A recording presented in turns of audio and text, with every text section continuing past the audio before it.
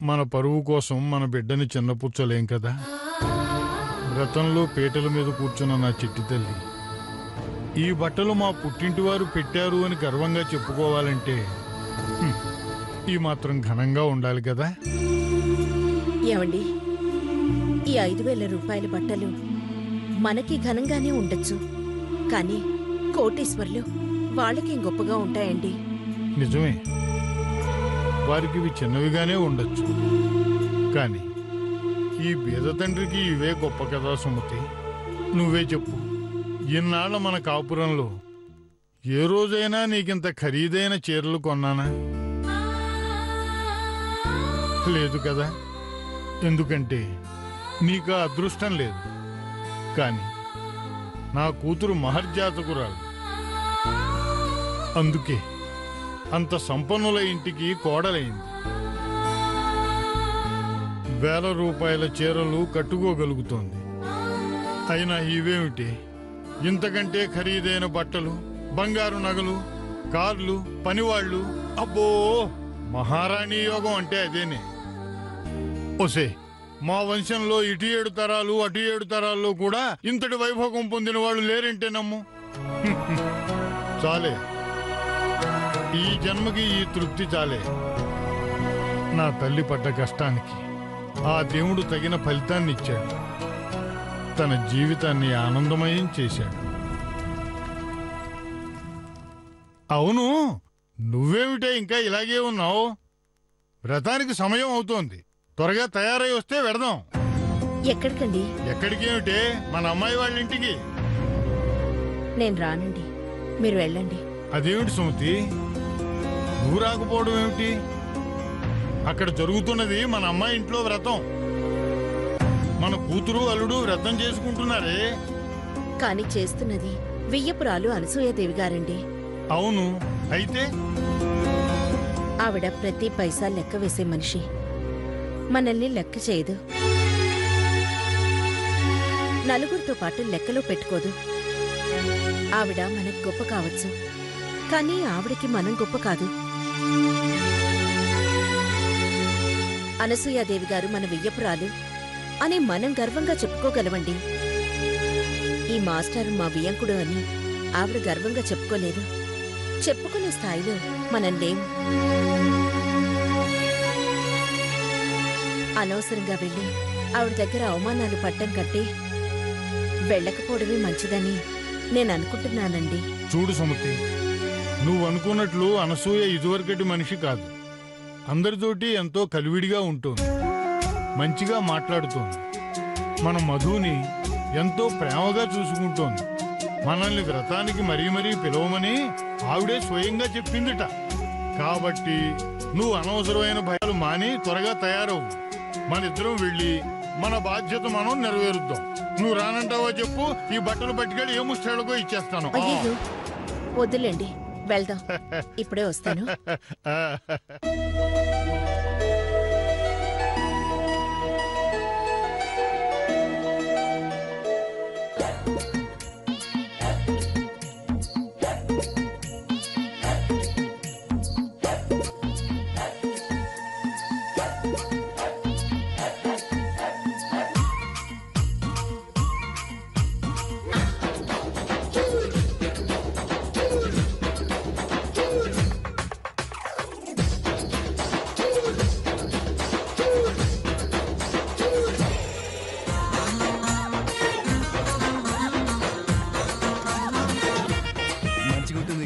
అమ్మకు తెలిసే ప్రాబ్లం అవుతుందన్నా.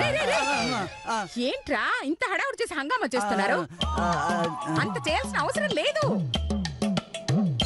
మనమేమి డబ్బులు ఖర్చు పెట్టడానికి వ్రతం చెయ్యట్లా.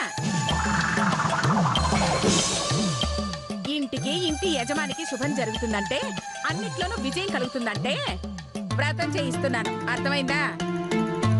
అర్థమైందమ్మా. వ్రతం కాబట్టి పిలవకపోయినా అందరు వస్తారు. అలాంటి వాళ్ళు ఎవరైనా వస్తే 1000 రూపాయలు టికెట్ అని చెప్పి వెనక్కి పంపించి.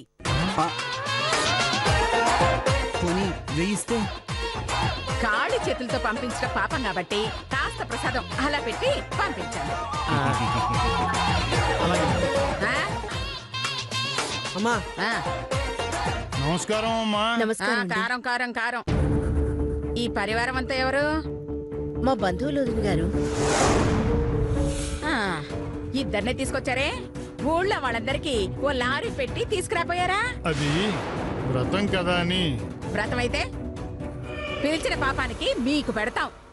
అడ్డమైన వాళ్ళందరినీ కూర్చోబెట్టి మేపుతావా? మా కుటుంబాల్లో ఎవరింట్లో వ్రతం జరిగినా మిగతా కుటుంబాల వాళ్ళు వెళ్ళడం సాంప్రదాయం అండి. హా? అలాగా? అయితే వ్రతానికి వచ్చిన వాళ్ళ దగ్గర మనిషికి 10,000 తీసుకోవడం మా సాంప్రదాయం. ఇస్తారా? ఏంటండి అనసూయదేవి గారు, భగవంతుని పూజకు కూడా ఇలా కక్కుర్తి పడ్డం న్యాయం కాదు. ఏయ్ నార్బాయ్, కొట్టానంటే పిలక పట్టుకొని పరిగెడతావు. ఏమనుకున్నావో? ఏయ్ ఏంట్రా, నేను కక్కుర్తా? నీ బాబు దాచిపెట్టిన మూట ఏమైనా ఉందా ఇక్కడ? పెద్ద దబాయించి అడుగుతున్నావే? ఏయ్ శంకర శాస్త్రి, వస్తే నువ్వు నీ పెళ్ళం రండి, లేదంటే ఈ నామంగళతో వెనక్కి వెళ్ళిపోండి. అంతే. ఏంటి శంకర శాస్త్రి గారు, బొత్తిగా మర్యాద లేని మనుషుల్లా ఉన్నారు? నన్ను క్షమించు. అయ్యయ్యో, మీరు మాత్రం ఏం చేయగలరు? పరిస్థితి అర్థం చేసుకోగలరు. మీ ఇంట్లో వ్రతం జరిగినప్పుడు పిలవండి, తప్పకుండా వస్తాం.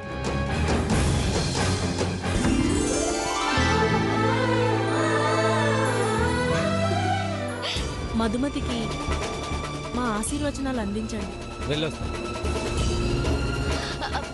ఆగండి.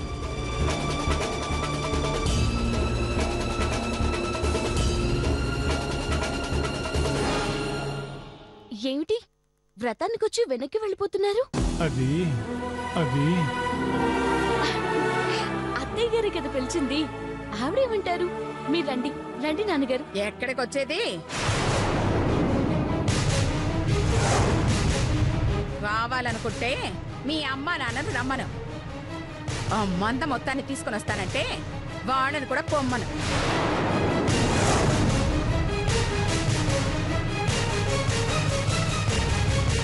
ఏమిటండి మీరు అనేది?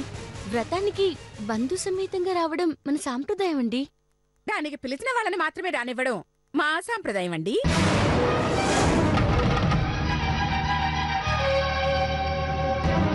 ఏయ్, ఇప్పుడు నువ్వు ఇంటి కోడలివి కాబట్టి ఇక్కడి సాంప్రదాయాల్ని పాటించాలి. కాదని వాళ్ళ కాళ్ళని గడప దాటించావో నీ కాలు నీ పుట్టింట్లో పడుతుంది.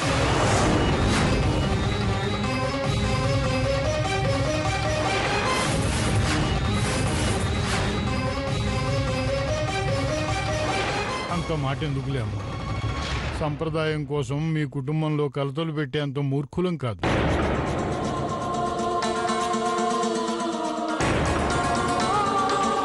పీటల మీద కూర్చున్న నా కూతురికి అల్లుడికి బట్టలు పెట్టాలి కాబట్టి నేను నా భార్య లోపలికి వస్తాం. మిగతా వాళ్ళు అర్థమైంది వస్తాం మాస్టర్, మాస్టరు. వెళ్ళొస్తాం.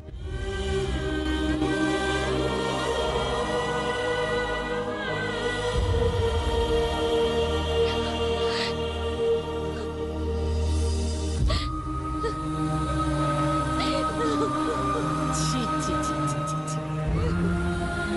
ఎప్పుడు చూసినా ఏడుపే ఏడుపు. దీనికి తోడు అమ్మ బాబు తయారయ్యారు.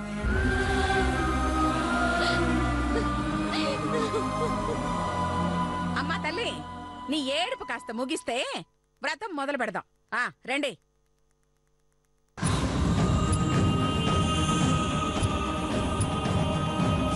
ఎలా ఉన్నారు నాన్నగారు?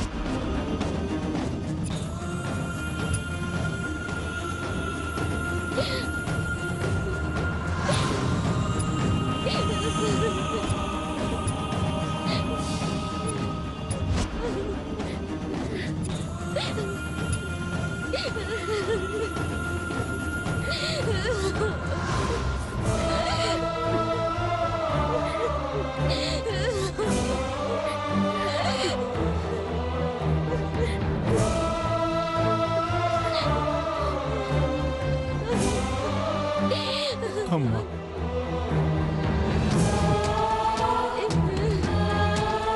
ఊరుకో తల్లి.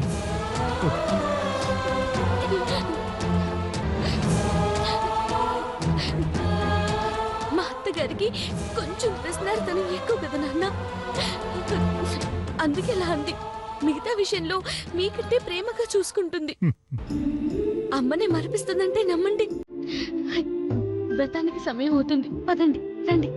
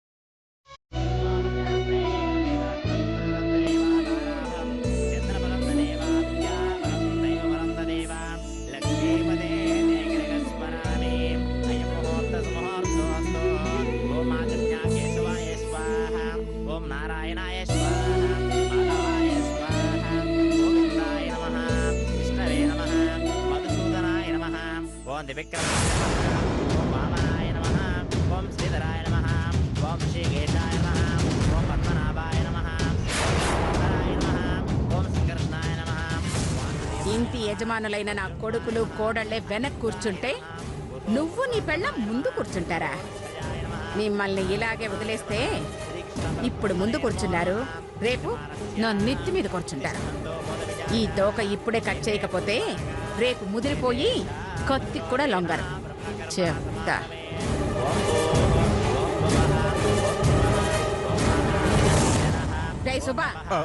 మంగ ఏంటే పొగరెక్కిందా? ఈ అనసూయ అంటే లెక్క లేకుండా పోయిందా? వచ్చి ముందు వరుసలో కూర్చున్నారు.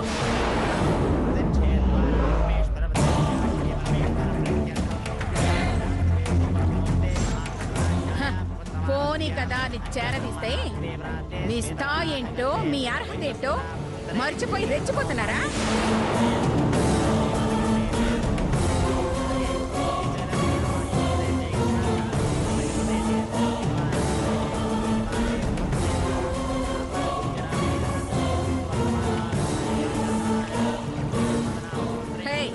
అసలు మీరెంత, మీ బతుకెంత?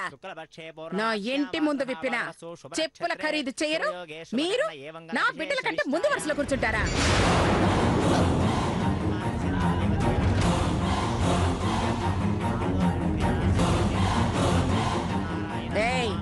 నేనొచ్చి జుట్టు పట్టి లేపకముందే లేచి వెనక్కి వెళ్ళండి.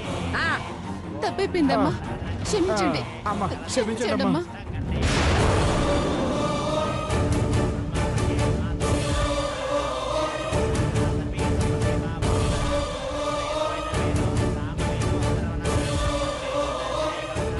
బాబు, ఇంటికి పెద్ద కొడుకువి, నువ్వు వెనక్కి కూర్చోడు వెంటనా? వచ్చి ముందు కూర్చో. మావయ్య గారు ఉన్నారు కదా. మావయ్య గారా? వాడేవాడు వాడేవాడు వాడేవాడు వాడేవాడు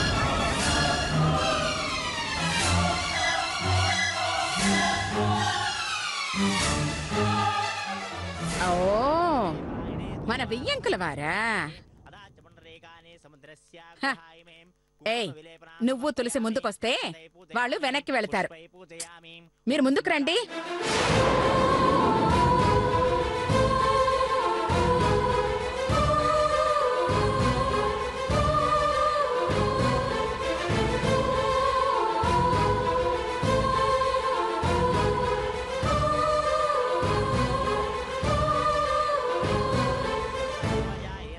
బద్రి, అమ్మా, అన్నయ్య వెనక్కి కూర్చోమని చెప్పాలా? నువ్వు ముందుకొచ్చి కూర్చోరా. వచ్చి ముందు కూర్చో. రారా మేడం గారు,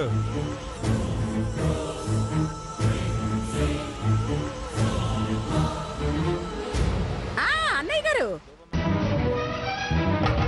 కొంచెం వెనక్కి వెళ్ళారంటే మా మూడో కొడుకు మూడో కొడలు వచ్చి కూర్చుంటారు. రేయ్ చూస్తారేంట్రా, నువ్వు ముందుకొచ్చి కూర్చోరా. రారా వచ్చి ముందు కూర్చో రా. మధు, పూజ మధ్యలో లేవకూడదు. నీ అమ్మ వాళ్ళు పాపం పారిపోరు. పూజ అయిపోయాక వాళ్ళతో తీరిగ్గా మాట్లాడుకుందు గాని ముందు పూజ చెయ్యి.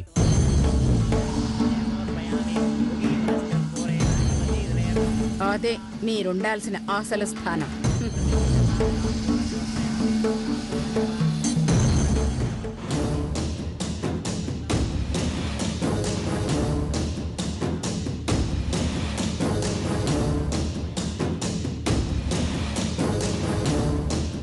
మధు, ఇలా పట్టుకుని అలా వెయ్యాలి.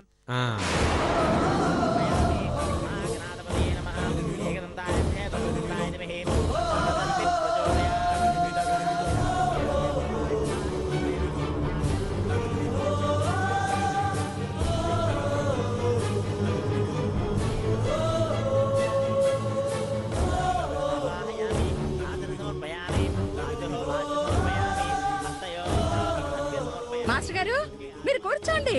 పర్వాలేదులేమ్మా. ఏంటి నా ముందు కూర్చుంటే బాగోదని ఆలోచిస్తున్నారా? అయ్యో పర్వాలేదండి. ఒకప్పుడంటే బతకలేని బడి పంతులు, ఇప్పుడు బతక నేర్చిన ఈ అనసూయ వియ్యంకుడు.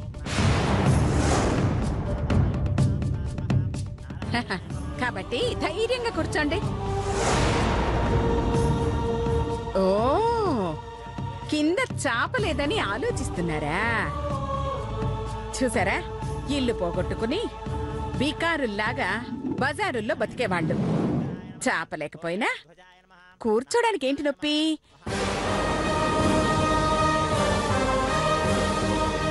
నామోసినా మీ కర్మ. నిలబడండి. ఈ అవమానం భరించడం కంటే వెళ్ళిపోతామండి. బట్టలు పెట్టి పెడతాం.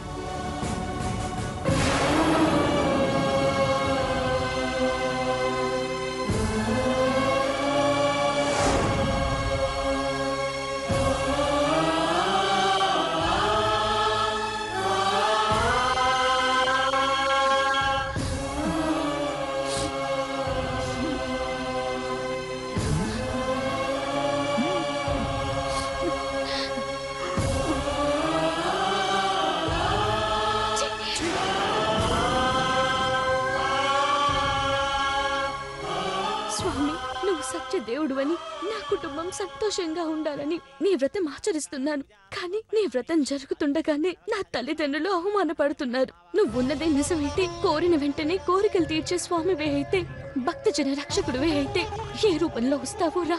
వచ్చి నా తల్లిదండ్రులకు జరుగుతున్న అవమానాన్ని ఆపు. ఆపు స్వామి, ఆపు.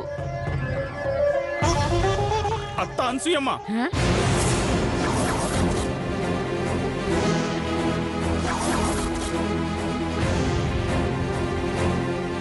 నువ్వు అసలు పిల్లనిచ్చిన అత్తవేనా? నువ్వు అసలు నా కన్నతల్లివేనా? ఇంట్లో వ్రతం చేసుకుంటూ ఒక్కగానొక కూతుర్ని మర్చిపోయావా?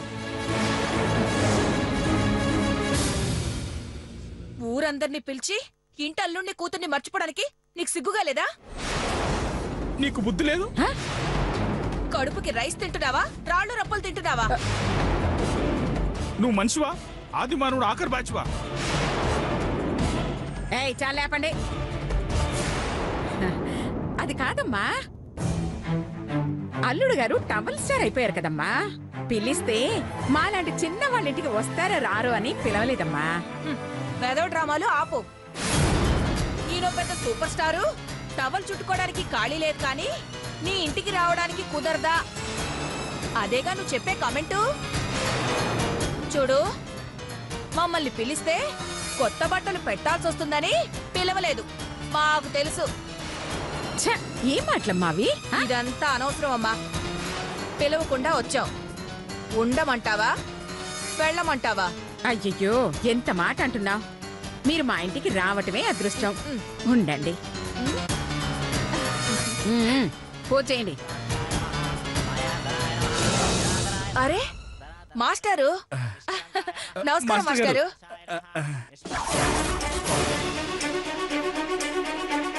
నమస్కారం మావయ్య గారు, బాగున్నారా?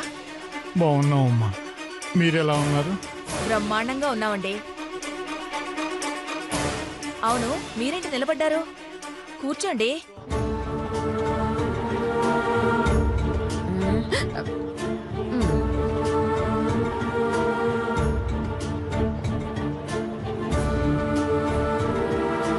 అమ్మా, నువ్వు మనిషివా మట్టి బొమ్మవా? ఇంటికొచ్చిన అతిథుల్ని గౌరవించడం, మర్యాద ఇవ్వడం నీకు తెలీదా? వయసులో నీకన్నా పెద్దవాళ్ళు ఇలా నిలబడుంటే నువ్వు అలా తాపీదార్లా దర్జాగా కూర్చున్నావేంటి? సిగ్గులేదు? అబ్బా అబ్బా, అది కాదమ్మా. నోర్మై. ఏ మంగా సుబ్బా, చాప తీసుకొచ్చి వేయండి.